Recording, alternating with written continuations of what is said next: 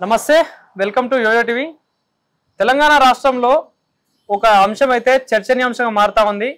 Marwadi go back అంటూ కూడా కొన్ని సంఘాలకు సంబంధించిన నాయకులు దాదాపుగా కొన్ని రోజుల నుండి ఒక యుద్ధం లాగానే చేస్తా ఉన్నారు. సో ముమ్మాటికి గుజరాతీ కల్చర్ కావచ్చు, రాజస్థాన్ కల్చర్ కావచ్చు, ఈ మార్వాడీలు అనే వాళ్ళు రాష్ట్రం నుండి వెళ్ళిపోవాలి, బైకాట్ అంటూ కూడా వాళ్ళు మాట్లాడుతున్నారు. అసలు ఎందుకు మార్వాడి గో బ్యాక్ అనే అంశం తెర మీదకి వచ్చింది? సో దీనికి సంబంధించిన పూర్తి వివరాలు మనతో పాటు మాట్లాడడానికి ఒక పర్సన్ అయితే ఉన్నారు. సో మార్వాడి తెలంగాణ మార్వాడి సంఘం సంబంధించిన యూత్ ప్రెసిడెంట్ హేమంత్ గారు మనతో పాటు ఉన్నారు. ఒకసారి మాట్లాడదాం, వారితో పాటు మాట్లాడి మరిన్ని విషయాలు తెలుసుకునే ప్రయత్నం చేద్దాం. అసలు ఈ చర్చ ఎందుకు మొదలైంది అనే దాని గురించి. అన్న, ముందుగా నమస్తే. నమస్కారం. సో మరి అంటే రాష్ట్రంలో మార్వాడి గోప్యాక్ అనే అంశం అయితే మొత్తం చక్కర్లు కొడతా ఉంది. అసలు ఏంటి, ఎందుకు ఈ నినాదం బయటకు వచ్చింది కావచ్చు, ఏమనుకుంటున్నారు అసలు మీరు? ఫస్ట్ అయితే 250 సంవత్సరాల నుంచి 450 సంవత్సరాల ముందు మన హైదరాబాద్ నిజాం డబ్బు ఉన్నాయి కానీ డబ్బుని రొటేషన్ ఎట్లా చేయాలా, ఏ విధంగా వ్యాపారాలు చేయాలా, తెలంగాణ మన హైదరాబాద్ లో వ్యాపారం పెంచాలని వాళ్ళ ఒక ఆలోచన ఉంటే, అయితే నైజాం సర్కారు ప్రతి ఒక్క రాష్ట్రంలో తిరిగితే వాళ్ళకు గుజరాత్ గాని రాజస్థాన్ లో మార్వాడులు గాని వాళ్ళు చేసే వ్యాపారం గాని అంటే ఇంటరాక్షన్, ఒక కస్టమర్ తోని ఎట్లా డీల్ చేయాలా, ఒక బయ్యర్ తోని ఎట్లా డీల్ చేయాలా, వాళ్ళని మన దగ్గర ఎట్లా లాగాలా, ఆ టెక్నిక్స్ చూసి రాజస్థాన్ మన జోధ్పూర్ కింగ్ రాజా మాన్ సింగ్ మళ్ళా జైపూర్ కింగ్ తోని రాపించుకొని కొంతమంది మార్వాడి వ్యాపారులను తీసుకొచ్చి హైదరాబాద్ లో పెట్టడం జరిగింది. మీరు వ్యాపారం చేయండి, డబ్బుల సమస్య, డబ్బులు మేము సపోర్ట్ చేస్తామని నైజాం సర్కార్ ఆ కాలం 400 నుంచి 250 ఇయర్స్ నుంచి 400 ఇయర్స్ బిఫోర్ ఈ బిజినెస్ ది జరిగింది. అయితే అప్పటి నుంచి బిజినెస్ స్టార్ట్ అయింది. తరతరాల ఫ్యామిలీ ఎట్లయితే పెరిగినాయో అట్లా తెలంగాణలో బిజినెస్ అనేది పెరిగింది. మా ఫస్ట్ మార్వాడి స్ట్రాటజీ ఏంది అంటే, మా దాంట్లో కస్టమర్ ని అట్రాక్ట్ చేయాలా. ఇప్పుడు మీ మీడియా కూడా ఉంటది కదా, మీ మీడియాలో కూడా మీ విలేకరులు ఎవరు మంచి టాకింగ్ స్కిల్స్ ఉంటాయి, మీకు కూడా టాకింగ్ స్కిల్స్ ఉంటది. పబ్లిక్ కొన్ని ఛానల్ నచ్చుతుంది, ఎవరిపై పలానా వ్యక్తి మంచిగా మాట్లాడతారు అని ప్రేక్షకులు అట్రాక్ట్ అవుతారు, వ్యూవర్స్ అట్రాక్ట్ అవుతారు. అట్లానే బిజినెస్ కూడా ఒక స్కిల్. మనము కస్టమర్ ని ఎట్లా లాగాలి, స్కీమ్స్ ఇవ్వాలి, తక్కువ రేట్ కి మంచి క్వాలిటీ వస్తువులు వాళ్ళకు మనం అందజేయాలి, అది బిజినెస్. అయితే ఇప్పుడు గతంలో మన సికింద్రాబాద్ లో ఏదో ఒక ఇన్సిడెంట్ జరిగింది. నేను తప్పు మార్వాడిదైనా లోకల్ వాళ్ళదైనా నేను సపోర్ట్ చేసేది ఎవరికి లేదు. ఎవరికైతే అన్యాయం జరిగిందో ఖచ్చితంగా పోలీసులు వాళ్ళకి సపోర్ట్ చేయాలా, మాట్లాడతాను నేను.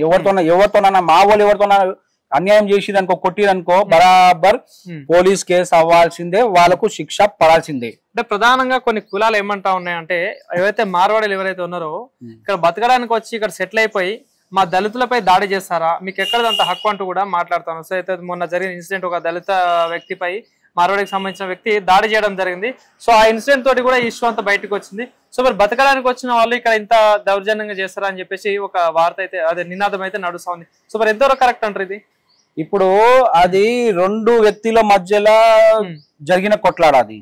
నేను ఒక మార్వాడి సంఘం అధ్యక్షుడై నేను చెప్తున్నా కదా, తప్పు ఎవరు చేసిరో ఖచ్చితంగా శిక్ష ఇవ్వాల్సిందే. మార్వాడి అయినా, నా సొంత అన్న అయినా, నా సొంత తమ్ముడైనా కూడా తప్పు చేసిందంటే శిక్ష పడాల్సింది. ఇప్పుడు దాన్ని హిందూ ముస్లిం లాగా ఎందుకు మతాల్లో మారుస్తున్నారు? హిందూ ముస్లిం లాగా హిందూ ముస్లిం కొట్లాడల్లో ఏదో చిన్న వాదం జరిగింది, చిన్న కాదు పెద్దది అనుకోండి, అది కొట్లాడైంది, వాళ్ళంతా ఏకం అయిపోయారు, కాంప్రమైజ్ అయిపోయింది. ఇప్పుడు దీన్ని కొన్ని శక్తులు ఏదంటే భరించలేక ఏదో ఒక వీళ్ళ మీద కుట్ర చేసి రాజకీయాలు చేయాలని, హైలైట్ అవ్వాలని, ఇవన్నీ కొన్ని కృత్రిమ శక్తులు ఉన్నాయి. ఇవాళ చేసే రాజకీయం అది. సో అంటే కొంతమంది ఎవరైతే ఉన్నారో తెలంగాణ శ్యామ్ కావచ్చు, ఇలా అనేక మంది నాయకులు ఏమంటా ఉన్నారంటే, అసలు మార్వాడీలు కావచ్చు, ఈ రాజస్థాన్ కల్చర్ కావచ్చు, గుజరాత్ కల్చర్ కావచ్చు, అసలు రాష్ట్రంలో ఉండొద్దు, వీళ్ళు వెళ్ళిపోవాల్సిందే అని చెప్పేసి అంటా ఉన్నారు. సో ఏంటి మరి దీనిపై మీరు ఏం స్టాండ్ తీసుకోబోతున్నారు? రాజస్థానీ కల్చర్, గుజరాతీ కల్చర్ అంటే రాజస్థాన్ ఏమన్నా హిందూ గారా, గుజరాతీలో ఏమన్నా హిందువులు గారా? దేశ స్వాతంత్రం టైంలో ఎమర్జెన్సీ వచ్చినప్పుడు మార్వాడీలు గాని గుజరాతీలు గాని దేశానికి ఆర్థికంగా చాలా బలంగా నించున్నారు. ఇవాళ కూడా రాష్ట్ర ప్రభుత్వం ఏంది, కేంద్ర ప్రభుత్వంలో కూడా ఆర్థికంగా ఫైనాన్షియల్ గా ఎవరైతే ఉన్నారో మార్వాడీసే ఉన్నారు. ఎంత మంది ట్యాక్స్లు గవర్నమెంట్ కి వస్తలేదు, సెంట్రల్ గవర్నమెంట్ గానీ స్టేట్ గవర్నమెంట్ గానీ. ఇప్పుడు వాళ్ళు అంటారు మార్వాడీలు డూప్లికేట్ అమ్ముతున్నారు, మార్వాడీలు ట్యాక్స్ ఇస్తలేరు. మీకు ఒక చిన్న మాట చెప్తాను. ఇప్పుడు ఇవాళ రేపు సోషల్ మీడియా ఏదైనా చిన్న ఇన్ఫర్మేషన్ ఉంటే కూడా దాన్ని బాగా హైలైట్ చేస్తారు. దాన్ని ఎందుకంటే మీడియా ఎందుకుంటది, ఏదన్నా ప్రజల్లో గాని సమాజంలో గాని ఏదన్నా తప్పు జరిగితే మీడియా ఏం చేస్తుంది, సమాజం ముందు దాన్ని తీసుకెళ్తుంది. ఇప్పుడు ఒక బిజినెస్ ఏర్పాటు చేయాలంటే దానికి లోకల్ మున్సిపల్ లైసెన్స్ ఉండాలా, GST లైసెన్స్ ఉండాలా, మళ్ళా ఫుడ్ లైసెన్స్ ఉండాలా, మళ్ళా ట్రేడ్ లైసెన్స్ ఉండాలా. ఇప్పుడు నేను నెక్స్ట్ మాల్, ఇప్పుడు ఈ నెల 50 లక్షల మాల్ వచ్చింది, నేను నెక్స్ట్ నెలలో మళ్ళా అది చూపిస్తున్నా కదా, నెక్స్ట్ నెలలో 50 మాల్ కొనుక్కొని 50 లక్షల మాల్ కొనుక్కొని మళ్ళా సేల్ చేయాలంటే చూపించాలి కదా. ఇప్పుడు GST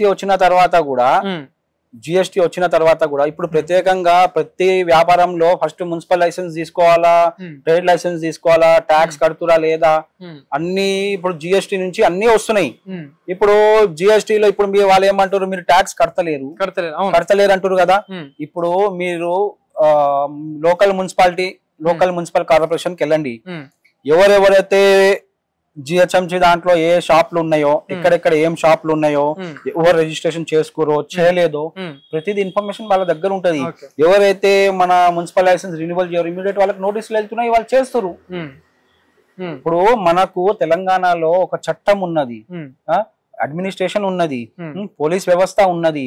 ఎవరన్నా ఏ విధంగా వ్యాపారంగా గాని, మన లీకేజ్ లో గాని, లేకపోతే కల్తీ మాల్లో గాని ఎప్పుడన్నా ఇవాళ కాకుండా రేపు తెలుస్తుంది. 250 నుంచి 400 years నుంచి నడుస్తున్న వ్యవస్థను ఒకవేళ డూప్లికేట్ అమ్మి ఉంటే ఇప్పటికి ఎప్పుడో మూసిపడేవి కదా. దీని వెనకాల ఏమంటే కొన్ని కృత్రిమిక ఏమంటారు, కొన్ని శక్తులు ఉన్నాయి. అంటే ఇప్పుడు ఈ మార్వాడి గోప్యాక్ వెనక అనే దాని కింద ఒక కుట్ర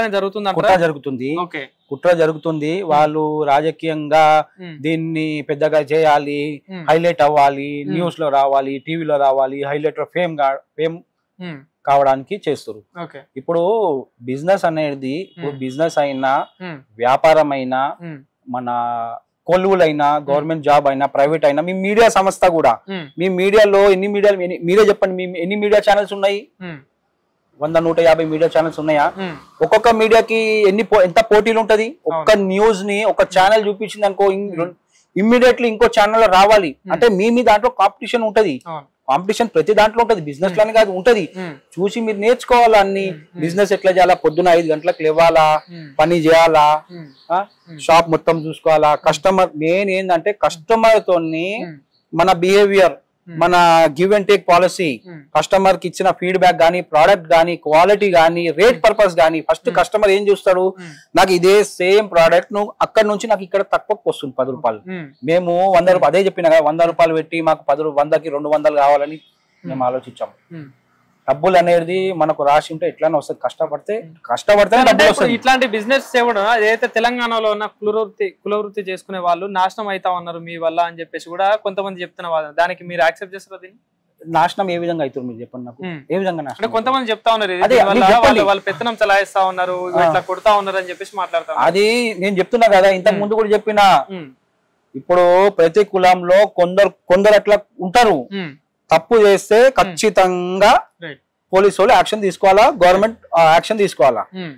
దానికి మా సమాజం గానీ అటువంటి వాళ్ళని సపోర్ట్ చేయొద్దు, ఎంకరేజ్ చేయొద్దు. సో ఫైనల్ ఏంటి ఏం చెప్పదలుచుకున్నా అంటే, ఇప్పుడు ఈ మార్వాడి గో బ్యాక్ అనే నినాదాన్ని మీరు యాక్సెప్ట్ చేస్తున్నారా? సో ఏంటి దీనిపై మీరు ఫర్దర్ గా ఏం చేయబోతున్నారు? ఇప్పుడు మేం చేసే బిజినెస్ నీట్ అండ్ క్లియర్ చేస్తున్నాం. ఇన్ని సంవత్సరాలకెళ్ళి ఇన్ని దశాబ్దాలకెళ్ళి నడుస్తుంది. ఎవరో ఇద్దరో ముగ్గురు అట్లా కొందరు ఎట్లా అంటే, నేను కుర్చీ మీద కూర్చుంటా, కాళ్ళ మీద కాలు వేసి నాకు డబ్బులు రావాలంటే రాదు, డబ్బులు అట్లా రావు, కష్టపడితే వస్తది. కనీసం మీరు వేరే చూసుకొని నేర్చుకోవాలా. ఇప్పుడు మీరున్నారు, మీకు కొలువు లేదా? మీకు చెప్పండి, మీకు కొలువు లేదా?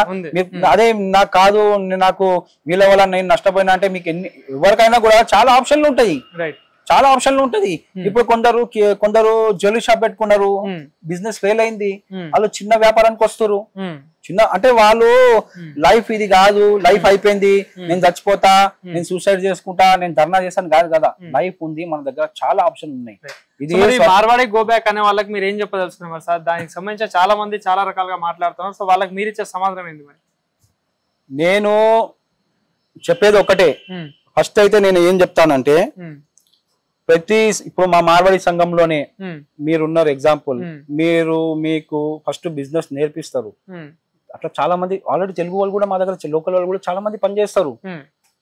మా సమాజంలో మాకేం ప్లేస్ అంటే, ఎవరన్నా ఇట్లా పని నేర్చుకోరంటే ఆయనకి ఇన్వెస్ట్ పెట్టడానికి మా కులం వాళ్ళే వాళ్ళకి పెద్దోళ్ళు డబ్బు తక్కువ రేటుకి 0.5, 0.25% కి డబ్బులు ఇచ్చి అని లేపుతారు. ఇప్పుడు ఇక్కడ ఉన్న తెలంగాణ సమాజంలో బీసీలకు గానీ ఎస్సీలకు గానీ గవర్నమెంట్ చాలా స్కీమ్స్ ఇస్తున్నాయి. డబ్బులు మేము ఎప్పుడు ఏ స్కీమ్లు అడగలేదు. ఈ గవర్నమెంట్ నుంచి ఏ స్కీమ్లు మేము ట్యాక్స్ కడుతున్నాం, మాకేమన్నా స్కీమ్లు ఇవ్వండి అని ఇంతవరకు ఎవరన్నా అడిగిరా? ఏ గుజరాతీ మార్వాడిని అడిగిందా? అడగలేదు కదా. దాని గురించి నేను ఆ విషయం కూడా మేము ఏం మాట్లాడము, మాకు అనవసరం అది. మీ సంఘాల్లో కూడా పెద్ద పెద్దోళ్ళు చాలా మంది ఉన్నారు కదా. ఎవరికైతే ఉద్యోగం రాలేదో వాళ్ళకి మీరు వ్యాపారం చేయడానికి డబ్బులు ఇవ్వండి, తక్కువ రేటుకి ఇస్తారా? చూడండి ఈ మాట, 5 నుంచి 10 రూపాయలు డబ్బులు ఇచ్చి వడ్డీలో నడుపుతురు చాలా మంది లోపల. అదే 0.25 లేకపోతే 0.5% కెళ్ళి ఇప్పుడు యాదవ్ సమాజ్ గాని, బీసీ గాని, మన గౌడ్స్ గాని, ప్రతి ఒక్క సమాజంలో ఒక పెద్ద పెద్ద మనుషులు ఉంటారు ఒక్కొక్క ఏరియాలో. వాళ్ళ ఏరియాలో ఉన్న వాళ్ళని ఎవరికైనా ఉద్యోగం రాలేదు, ఆయన చలో బిజినెస్ చేస్తారంటే ఫైనాన్షియల్లీ వాళ్ళకి సపోర్ట్ చేసి బిజినెస్ పెట్టివచ్చు కదా. మళ్ళీ ఎందుకు పెట్టిస్తలేరు? ఇప్పుడు మీరే ఉన్నారు, మీకు వ్యాపారం చేయాలని ఉంది, మీకు బిజినెస్ టాలెంట్ ఉంది. బిజినెస్ కాకుండా మీకు మీడియా ఛానల్ పెట్టుకుని మీకు ఇప్పుడు మీకే టాకింగ్ స్కిల్స్ బాగా ఉన్నాయి, మీడియాలో పెడితే ఇప్పుడు నేను కష్టపడితే ఒక 6 నెలల తర్వాత నాకు ఒక పేరు వస్తుంది. కానీ ఒక మీడియాలో రావాలంటే కెమెరా గానీ, ఇప్పుడు కెమెరామెన్ గానీ, ఎడిటర్లు గానీ, సిస్టమ్ గానీ, ఎడిటింగ్ గానీ, ఒక 6 నెలల జీతాలు మీ జేబులోకి వెళ్ళి ఇచ్చుకోవాలి కదా. ఆ ఫైనాన్షియల్ కి మీ సంఘం వాళ్ళు మీకు సపోర్ట్ చేస్తారా? మీరే చెప్పండి ఆన్సర్. చేస్తారు? నో చెప్పండి. మీరు మీ సంఘం వాళ్ళు మీకు చేస్తారా సపోర్ట్? చేస్తారా? చేసేవాళ్ళు చేస్తారు కాదు, చేస్తారా లేదా? అట్లా చేసి ఉంటే ఈ పార్టీకి తెలంగాణ కూడా ఇప్పుడు మా రాజస్థాన్ లో సీను మేస్త్రి అని ఉంటాడు. మన పద్మారావుకు చాలా దగ్గర మేస్త్రి ఆయన. మన సికింద్రాబాద్ ఎమ్మెల్యే గారు ఉన్నారు పద్మారావు గారు, అలా చాలా దగ్గర మేస్త్రి. దాదాపు మా రాజస్థాన్ లో ఇల్లులు ఎట్లా కడతారంటే, ఫౌండేషన్ బండలు, గోడలు లేపుతారు, పైన స్లాబ్ మన ఆర్సీసీ గారు పెద్ద పెద్ద బండలు వేస్తారు. ఆర్సీసీ ఎందుకంటే ఆడ ల్యాండ్ చాలా స్మూత్ ఉంటది, లోపల వెళ్ళిపోతుంది. ఆర్సీసీది నేర్పించిందంటే మన తెలుగు రాష్ట్రాల నుంచి పోయిన మేస్త్రీలు ఆర్సీసీ ఈ భూమి ఇంత నమ్మి ఉన్న తర్వాత దీని ఫౌండేషన్ ఎట్లా ఉండాలా, కింద ఎట్లా ఉండాలా, అట్లా ఫౌండేషన్ కట్టి ఆర్సీసీ కడితే బాగుంటదని. ఇవాళ కూడా రాజస్థాన్ లో చాలా మంది తెలుగు వాళ్ళు ఉన్నారు, ఇల్లులు కడుతున్నారు. అయితే రాజస్థాన్ లో అంటారా తెలుగు పీపుల్ గో బ్యాక్ అని, మేము హ్యాపీ అవుతాం. నేను ఊరికి పోతే చాలా మంది తెలుగు మార్వాడి మాట్లాడుతున్నారు, మేము షాక్ అవుతున్నాం. మేమైతే ఎప్పుడు గో బ్యాక్ అన్నాం, మేము ఉల్టా సపోర్ట్ చేస్తాం. మీరు आगे बढ़ो हम तुम्हारे साथ है, आप आगे बढ़ो हम तुम्हारे साथ है ఆ నిదానంతో మేము వాళ్ళకి సపోర్ట్ చేస్తాం. కానీ ఇక్కడ ఏంటంటే కొందరు అట్లా ఉన్నారు, వేస్ట్ గా ఉన్నారు, వాళ్ళకి ఏం పని లేవు, పని పాటలు లేవు, ఏదో ఒక మ్యాటర్ కావాలా, హైలైట్ గానికి న్యూస్ లో రావాలా, ఫేమ్ కావాలని అలాంటి వాళ్ళే ఇలాంటి మాటలు మాట్లాడతారు. కానీ ఇప్పుడు మీరు మీ దాంట్లో కమెంట్స్ కూడా చూడండి, పాజిటివ్ కమెంట్స్ కూడా ఉన్నాయి అట్లా. సో ఇది పరిస్థితి. ఏదైతే చూసుకుంటే మార్వాడి గో బ్యాక్ అనే నినాదం కొందరు కావాలని చేస్తున్న పరిస్థితి. ఇద్దరి మధ్యలో వచ్చిన గొడవని దీన్ని రాజకీయంగా పెద్దగా చేసే ప్రయత్నం అయితే చేస్తా ఉన్నారు. సో దీన్ని మేము ఖండిస్తా ఉన్నాం. మేము కూడా ఇండియన్సే, మేము కూడా హిందువులమే అని చెప్పేసి కూడా మార్వాడికి సంబంధించిన తెలంగాణ యూత్ ప్రెసిడెంట్ హేమంత్ గారు చెప్తున్న పరిస్థితి ఇక్కడ కనిపిస్తా ఉంది. సో కెమెరా పర్సన్ వీరాతో నవీన్, యోయో టీవీ, హైదరాబాద్.